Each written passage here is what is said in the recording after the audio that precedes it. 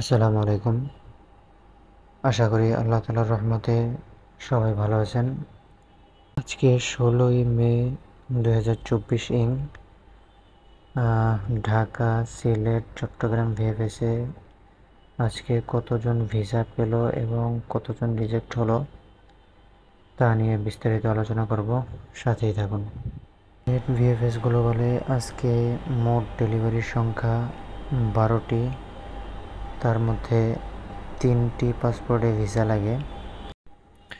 Sylhet VFS গ্লোবালে এগ্রিকালচারে আজকে একটা ভিসা লাগে নাই, স্পন্সর ভিসাও একটা লাগে নাই। 3টা ভিসার ভিতরে ফ্যামিলি ভিসাই 3টা লেগেছে, যেগুলো আগস্ট মাসে জমা ছিল, এবং রিজেক্ট হয়েছে 9টা ডিসেম্বরে জমা ছিল কিছু, বেশিরভাগই 2024 সালে জমা, যেগুলো রিজেক্ট হয়েছে। এবার চলে আসি ঢাকা ভিএফএস গ্লোবালে। আজকে ঢাকা ভিএফএস গ্লোবালে মোট ডেলিভারির সংখ্যা ছিল 25টা থেকে 30টার মতো। এর ভেতরে ভিসা লাগছে 13টা। ঢাকা ভিএফএস গ্লোবালে 13টা ভিসার ভিতরে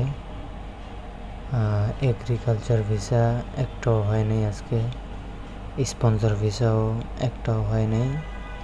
13টার ভিতরে 13টাই হয়েছে ফ্যামিলি ভিসা, যেগুলো আগস্ট সেপ্টেম্বরে জমা ছিল।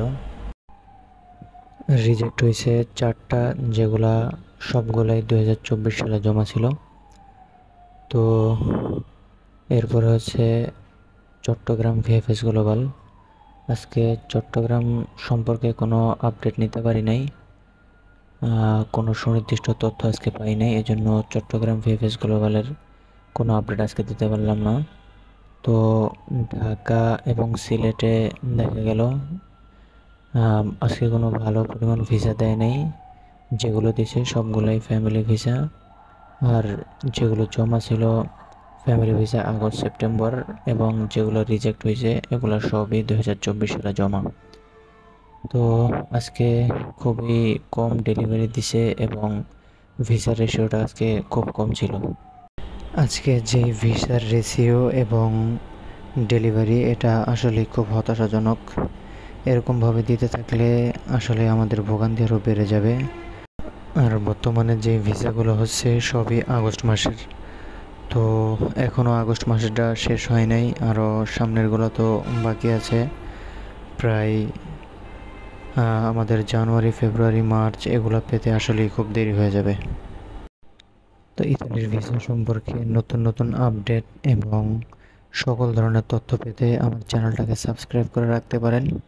আজকে বৃহস্পতিবার, সপ্তাহের শেষ দিন। শুক্র এবং শনিবার এম্বাসি বন্ধ থাকবে। রবিবার ইনশাল্লাহ আপনাদের মাঝে উপস্থিত হব ভিসা এবং ডেলিভারির সকল তথ্য নিয়ে, আবার হাজির হব আপনাদের মাঝে। তো আল্লাহ হাফেজ, সবাই ভালো থাকবেন।